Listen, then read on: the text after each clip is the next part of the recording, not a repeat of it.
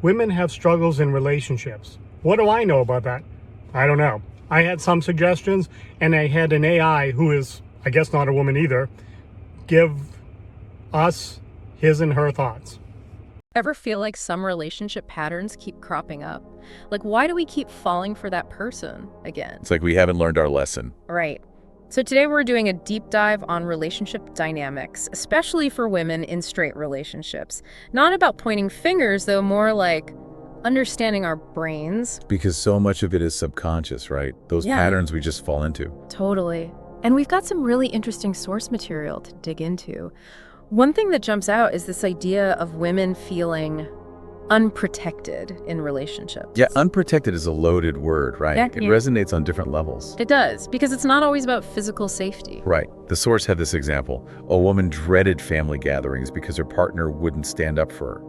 Her needs weren't being met, so she felt emotionally unprotected.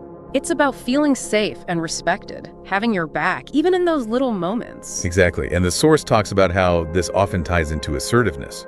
If one partner isn't assertive, it creates this power imbalance. Oh, totally, because then the other partner might overcompensate, and it's like, They become the manager of the relationship. yes, which at first maybe feels like, oh, they've got this. But long term, Resentment builds. Because you're not partners anymore, you're almost in this parent-child dynamic. exactly. Have you ever felt that shift happen in a relationship where you start taking on more and more responsibility? Oh, for sure.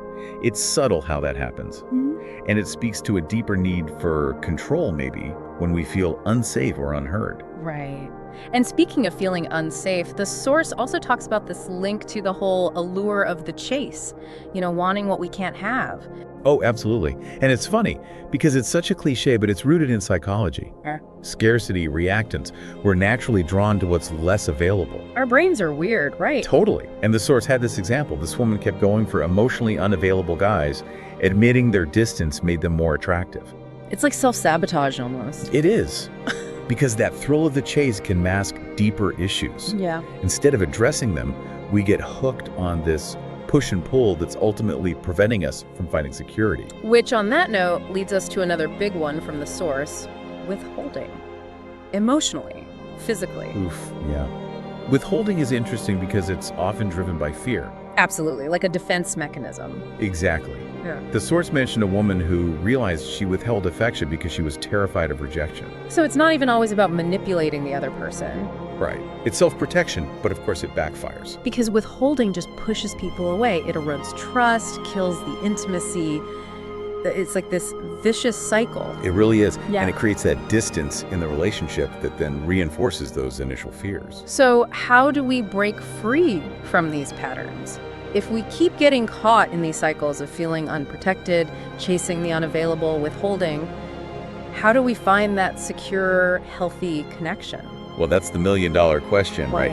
And something that really resonated with me from the source was this idea of not setting it up that way in the first place. Okay, I like that. So it's about recognizing our own role in creating these dynamics. Exactly. Are we maybe subconsciously choosing partners or behaving in ways that recreate those familiar but unhealthy patterns? That's a tough one to admit, but it's so true. It is. It's about becoming aware of our own baggage, those red flags we ignore, the conversations we avoid. Because sometimes we're so afraid of being alone or of rocking the boat that we settle for those crumbs of connection. Right. But ultimately, it's about choosing ourselves, our emotional well-being. That's how we break the cycle. Such a powerful message to end on, recognizing those patterns and making conscious choices for healthier connections. Love it. Absolutely. Well, that's all the time we have for today's deep dive, but I hope this sparks some reflection for everyone listening. Until next time.